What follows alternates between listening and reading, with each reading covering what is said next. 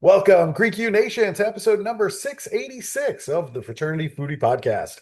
I'm your host, Dr. Mike Ayalon, CEO of Greek University. I'm a speaker and an author. Our ninth book just came out. It's called From Letters to Leaders, The Legacy of Service. So I want you to go out and pick up that book on Amazon today. We call these episodes the Fraternity Foodie Podcast because there is nothing like great food to bring college students together. Fun fact, people often think that I had it all figured out after graduating from college. The truth is, I really didn't. I started out with a degree in accounting and then realized it was just boring, and I felt like my creativity was literally dying on the vine. That started a life of entrepreneurial ventures, including the latest one that I am now celebrating 10 years in business, which is Greek University. Just understand that life is going to throw a bunch of curveballs at you. Understand that is all part of the learning process, and you need to listen to your gut along the way to find your path. Let's talk a little bit more about it with our next guest. Chad Betz has a proven track record of delivering results by cultivating meaningful relationships within and outside the organization. His expertise lies in enhancing processes, coaching individuals, and driving production to help you and your organization reach your goals. He's been recognized by C-suite executives, peers, and subordinates as a creative problem solver, thriving on challenges, maintaining composure under pressure, and consistently getting the job done. He's a bright, analytical, competitive team player with outstanding interpersonal and communication skills. He's a strong participatory leader and coach, organized and thorough planner, and a win-win negotiator capable of navigating effectively across all levels of the organization. And finally, very confident, technically oriented, and a resourceful leader with a documented history of success. Understand that Chad's objective is to enable companies and individuals to achieve your goals. Welcome to the show, Chad. Hey, thanks for having me. I can only hope that I can live up to that introduction. You absolutely can. I am available to travel with you all over the country. Just pack me in your suitcase. I will introduce you on stages all over. Is that a deal? Sounds like a plan. All right. Well, listen, you have so much to contribute to our college student listeners, so I wanted to jump right into it. You had what many people would consider to be a very successful career, yet you found yourself sitting alone in your car feeling like a failure. Can you take us back to that moment and explain what was really happening at that moment? Sure. Just imagine you've had a rough day. You're exhausted, 10, 12 hours, and you're sitting in your car. You're in the parking garage. You have that sweet gasoline smell mixed with that bitter exhaust smell floating around, and you hear the chirp of the tires and a dunk, dunk, dunk, dunk as all your coworkers are leaving. And you're just stuck in your head. And the only thing going through your mind is the question, what have I done with my life? I feel like a failure. And as you mentioned, if you were to look at me from the outside, you'd probably say, Chad, you're not a failure. But I wasn't pursuing my idea of success. I had these expectations put upon me by society and my ideas from different books and movies I've seen. And then I had real life, what was happening. And as I was climbing that ladder, I found myself not in the place where I wanted to be. And as I even looked further back, that ladder wasn't even on the right wall. Now, what would that look like for you in the audience? I was working with a young woman, graduated top of her class, criminal justice. Went for an interview, 12,000 applicants. So this is a big thing. And she got the job. It was a judicial marshal position. Excited, first day of training. Oh my God, this is not what I wanted. Let me stick through it. More training. Coming home in tears. I can't do this. I hate it. I don't know what to do. I've wasted my career in college. What am I going to do? So talking with her, we found that we're able to transfer those skills somewhere else. Again, move that ladder. She didn't like the idea of working with criminals, but she liked the idea of investigations. So we moved her over to banking investigations, looking at fraud. Now she's happy. So that's kind of where I was, and that's maybe where some of the people in your audience may be. Yeah, absolutely right. And no matter what, I mean, listen, there's so many people out there that are not doing exactly what they went to college for, and that's Right. totally okay. The idea of college is to give you a wide range of experience, and ultimately, you're going to use those skills in some other way than you expected. I was an accounting major, and being an entrepreneur, knowing how to develop a balance sheet and an income statement is very helpful, although I'm not doing accounting day by day.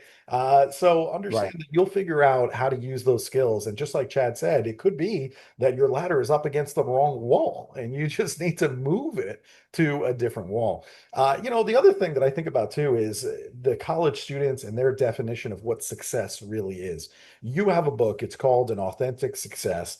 I'm wondering, what does authentic success, what does that really mean? And how is that different from the version of success that most people are chasing?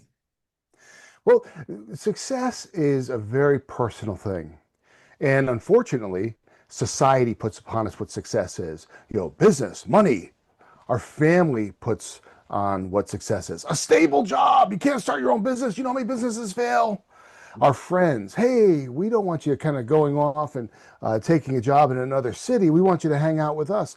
So we have all these pressures on us, and we don't see the full picture. And sometimes we ask the wrong people. We ask the people who care about us, but who may not know what the real story is. So it's really important for us to step back, think about what success means to us personally. And sometimes we need that independent third party to help us. So that's an expert who kind of knows what they're talking about rather than someone who loves us, who may want to protect us and not give us the full story. So finding what success means to you personally and then pursuing it is how you find an authentic success. Very nice definition. I like that a lot. We're living in this age of social media where college students are constantly comparing themselves to everybody else that they're following. And I'm sure they see a highlight reel of all of their best moments on vacation, driving nice cars, six-pack abs, like the whole thing.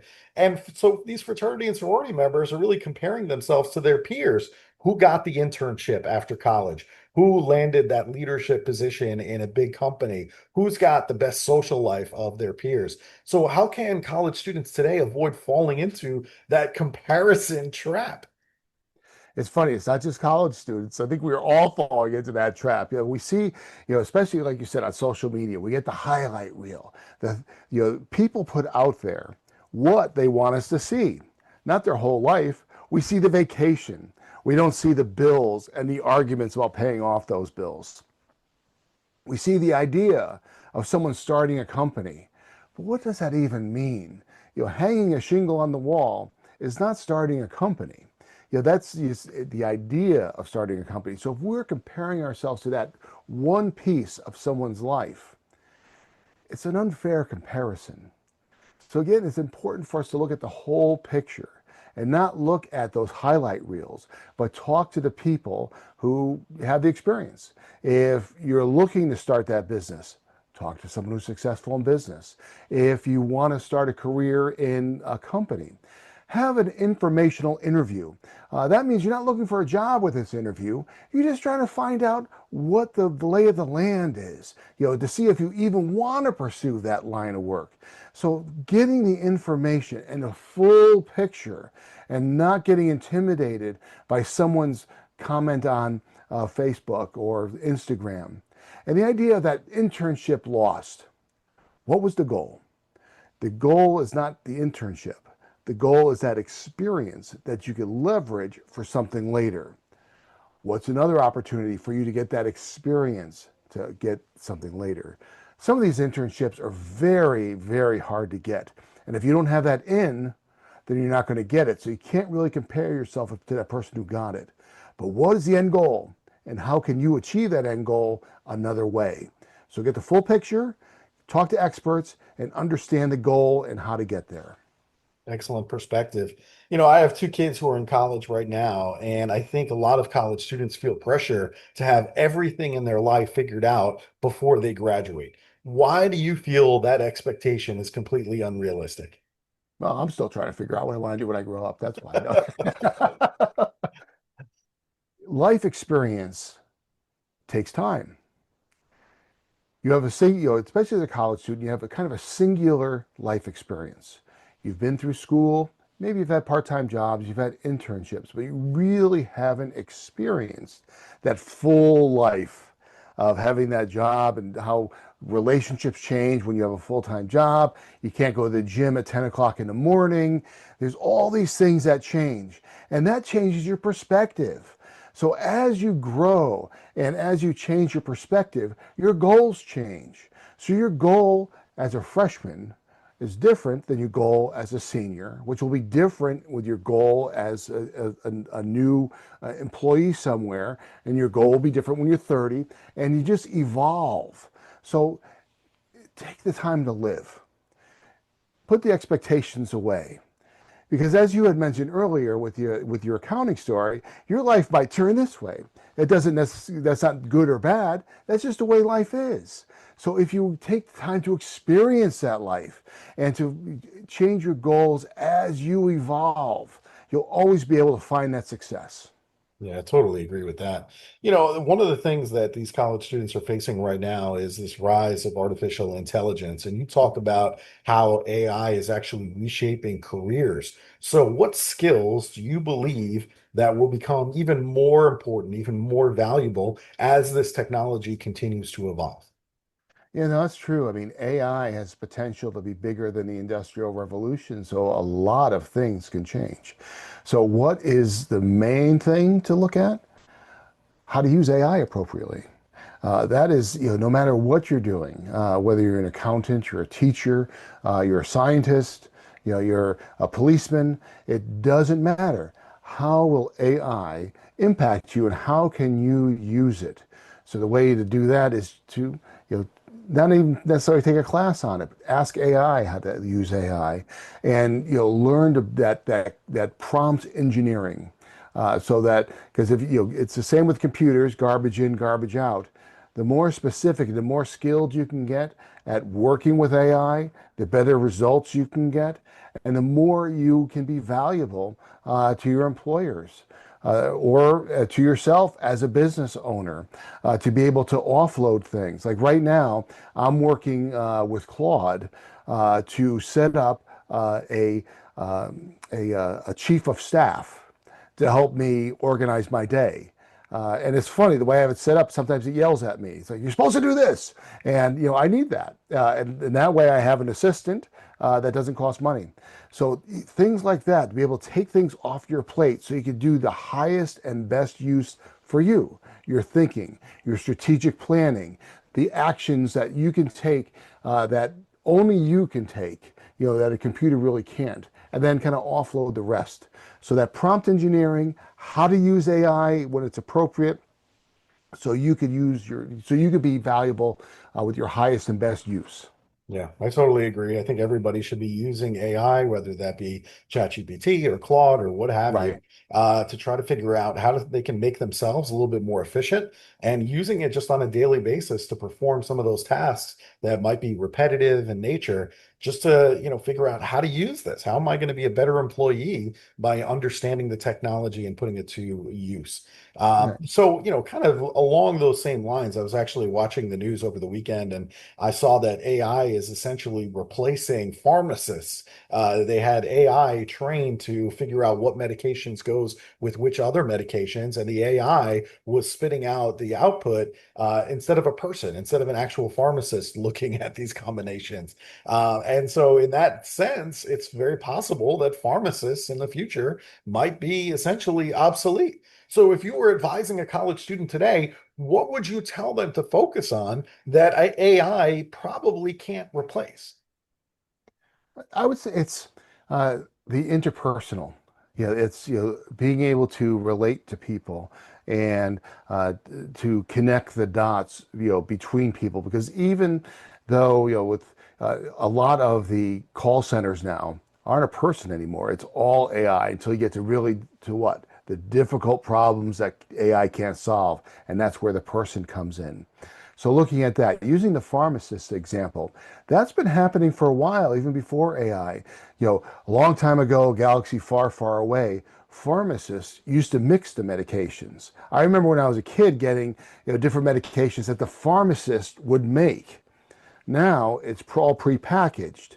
So the pharmacist has less to do, but still needs that knowledge base. And to your point, that knowledge base can now be replaced where, the AI says what's what.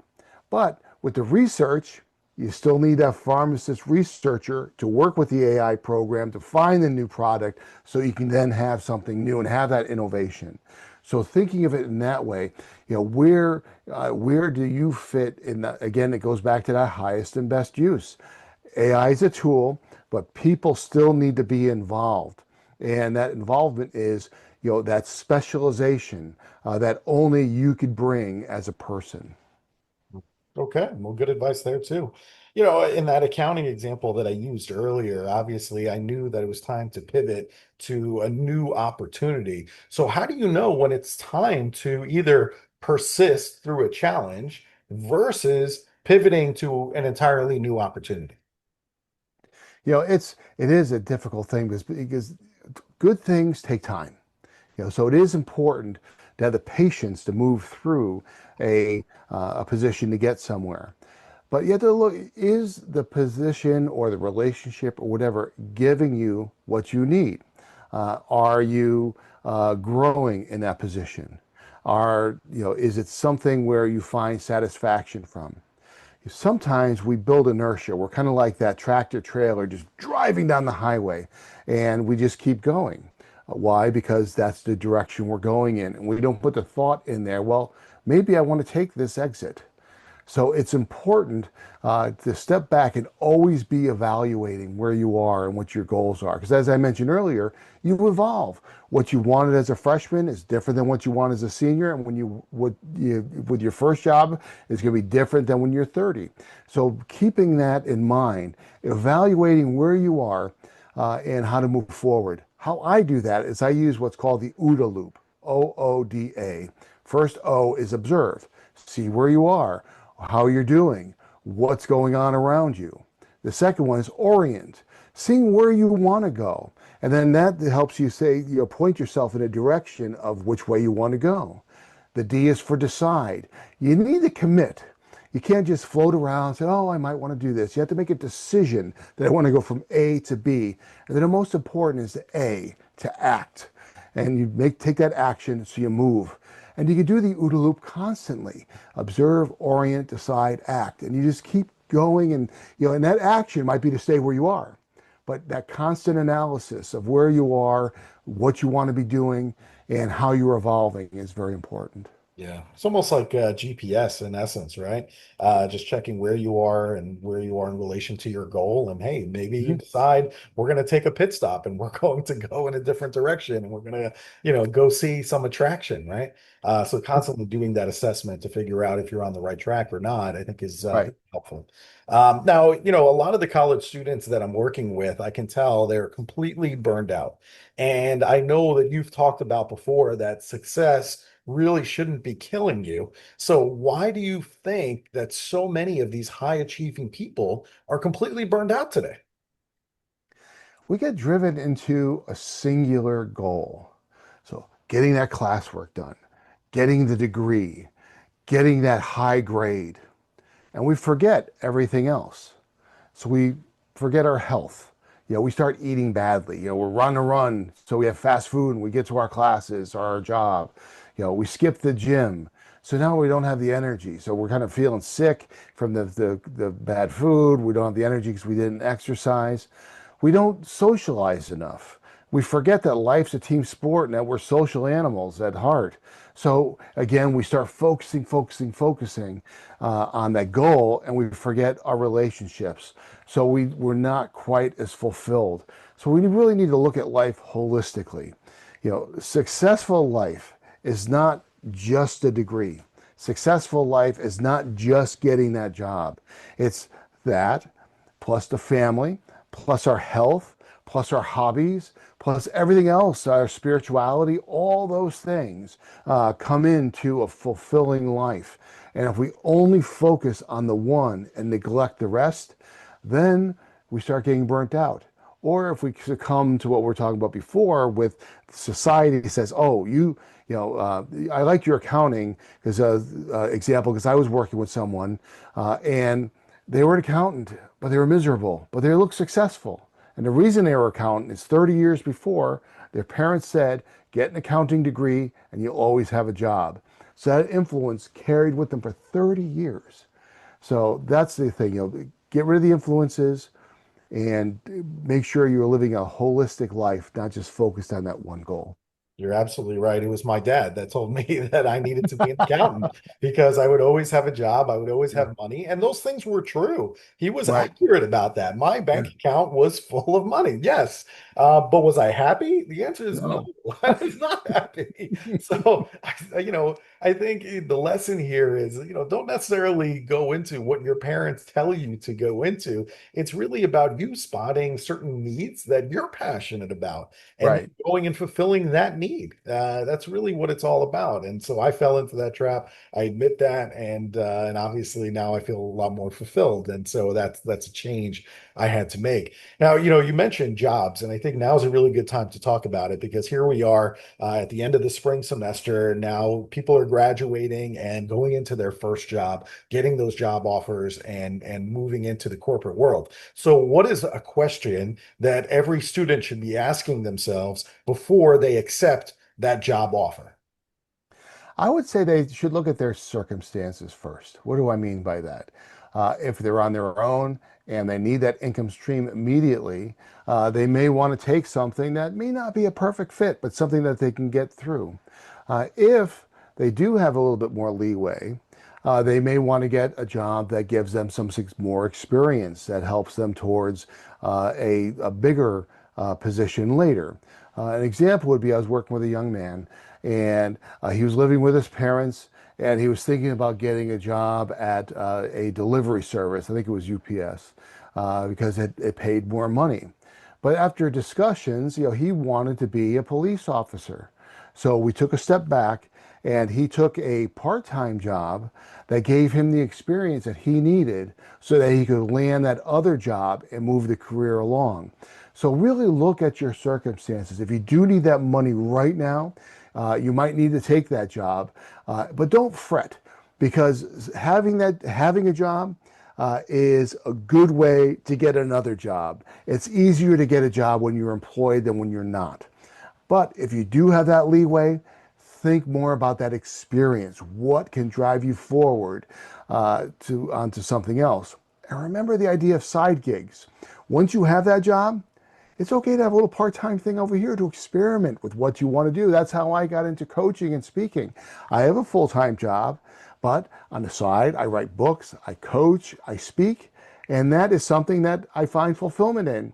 And that may or may not expand, and that's how life goes. But that's a good, safe place for me to experiment. That's an excellent suggestion. Everybody has time at night and on the weekends. So if Mhm. you're not doing exactly what you want to be doing, or you're thinking about some other venture, build it at night Right. or on the weekends. And that's exactly what I did with a web design company. And just at night and on the weekends, I was doing search engine optimization and building websites just for fun. It was really just a hobby. And it got to the point where I would go to the mailbox and there was more money waiting for me, checks in the mailbox than what I was making during the day as a CFO in Manhattan. So I Yeah. just came back from the mailbox with a stack of checks, showed it to my wife, and she said, maybe it's time we make a move here. Right? Because I was making more money at night and on the weekends than I was during my day job as a CFO. So that's when you know that, hey, maybe it's time to make that shift. So Right. understand that it's okay if you're not doing exactly what you want to be doing. There's other time in the day, there's weekends, there's nights that you can start building your future, and you'll know when is the right time to make that switch. Yeah. Now, speaking of which, let's talk about success. Is there any small action that the listeners can take right now, this week, to begin creating their own definition of success, whatever that looks like for them? One exercise that I use is what I call the 20 goals exercise. So write down 20 goals you have, from the most mundane that you want to get done in the next week or so to something that's crazy. Now, I did that, probably about 10 years ago, my first time. And on that crazy goal was writing the book. And, you know, and to me, that was insane. How can I write a book? But now I've written four. So that's, you know, that crazy goal came to fruition. But once you have those goals down, categorize them. So I found writing books, writing articles, speaking to people, coaching, this. So I categorized those and I found I wanted to help people grow. So that was one thing that I found that was uh, leading me to my authentic success. And once I, again, started to do that on the side, I found fulfillment with that. And I was able to grow with it and expand, like I said, from no book to four books, from now coaching people, speaking to groups, all those things where I find fulfillment. And the same can happen for you in the audience. That you get those goals together, from the craziest to the most mundane, and you find those patterns, and in those patterns live your idea of success.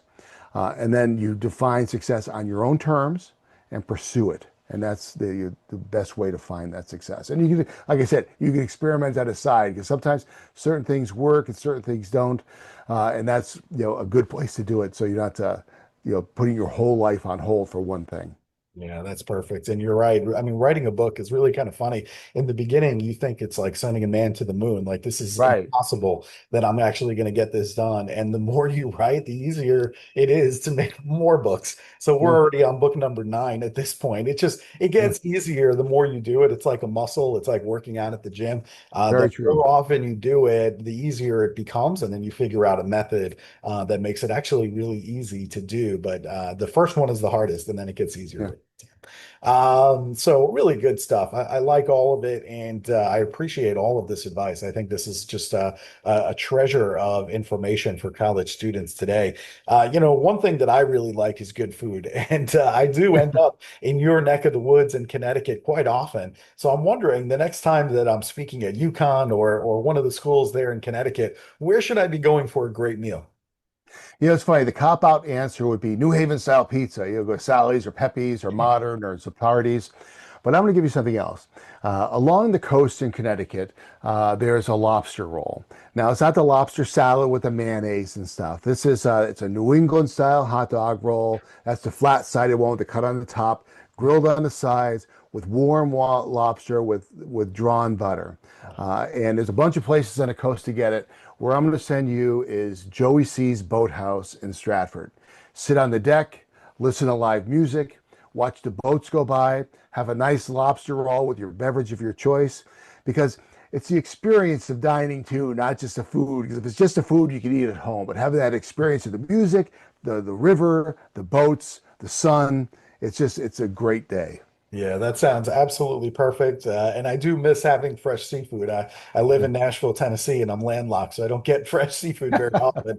But yes, a lobster roll would be absolutely perfect. And I love the ambiance. That sounds like a fantastic choice. I was thinking that you were going to go New Haven because, Yeah, yes, Ali's, Pepe's. I mean, that is delicious pizza. I mean, it nobody is. can argue with that. I thought that's where you were going, but I like the lobster The- suggestion. Very good, very sophisticated. I appreciate that. So, if our student listeners, if they want to connect with you, if they want to buy your books, or maybe they want to ask you to speak on their college campus, where should they go to connect with you? Best place would be my website, authenticsuccess.com. And that has links to all my social media. So you get my free content. And I have a newsletter too. So you can get some content there. And, it's you can reach out to me through that. So that's the best place. Perfect. It's anauthenticsuccess.com. So that's ANAUTHENTICSUCCESS.com and authenticsuccess.com. You can go there and connect with Chad, buy all of his books, get all of his free content. There's a ton of great stuff. So go to his website and check it out today. Well, this has been absolutely incredible. Thank you so much for being with us today, Chad. Thank you very much for having me. It was a great time. Yes, of course. And to our listeners, if you learned something from Chad today, what I want you to do is share this episode with your entire chapter. Drop a link in a group chat, share it out on social media. You never know who needs to hear Chad's message today. Thanks so much for being with us, and we'll see you on the next episode of the Fraternity Foodie Podcast. Bye for now.